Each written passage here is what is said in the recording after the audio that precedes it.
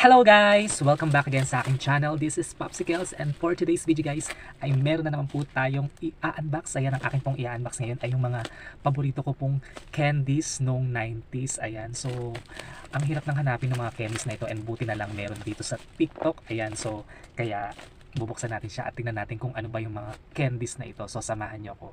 Ayan, so mag-unbox na nga tayo. Ayan, kung nakikita nyo, meron akong isang package dito na talagang nakabalot ng mga, na maayos. So thank you sa seller dahil iningatan niya yung pagkabalot ng aking in-order. So buksan na natin siya guys dahil excited na akong makita yung laman nito. So buksan na natin siya. So as always na aking ginagawa, make it sakto open ito. Ayan. So talagang nakapaking tape siya. Ang hirap pa sa akin no. Ayan. So I need the help na ng scissor kasi hindi ko mapunit yung scotch tape. Ayan. So halika scissor. Gupitin na natin siya. Ayan. So para madalian na akong buksan. Ayan, so nakabox siya. So tinatanggal lang natin yung pinaka bubble wrap na. Ayan, so natanggal ko na yung bubble wrap. So ito na yung box guys. Ayan, talagang naka-sealed. Very good talaga si seller kasi naka-sealed talaga siya. So buksan na natin. Kupitin natin yung scotch tape. Ayan, talagang naka-sealed. At iningatan talaga.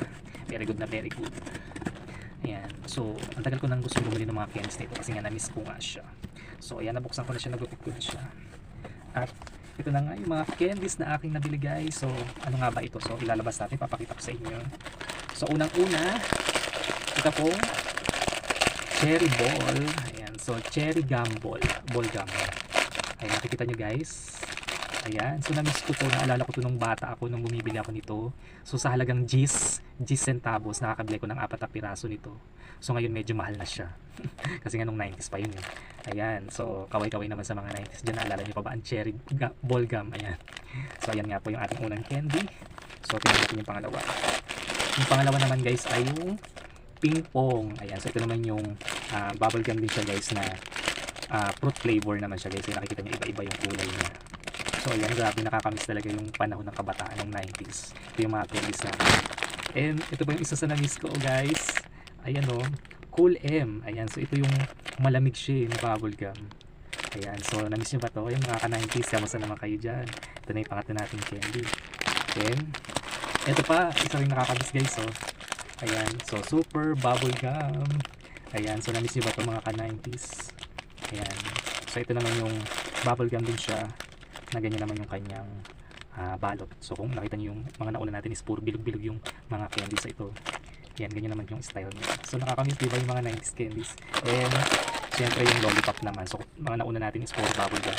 Meron din tayong lollipop na may fruity Columbia's. Ayan, so milky pop. Ayan. So yun nga po yung ating mga nabili dito sa TikTok. Ayan, so nakakamiss ang mga 90s candies. Ayan. So, ang pamilintay nyo guys. Kung gusto nyo pong bumili nito, ayan lang po sa aking yellow basket or basket logo. So, umorder na kayo.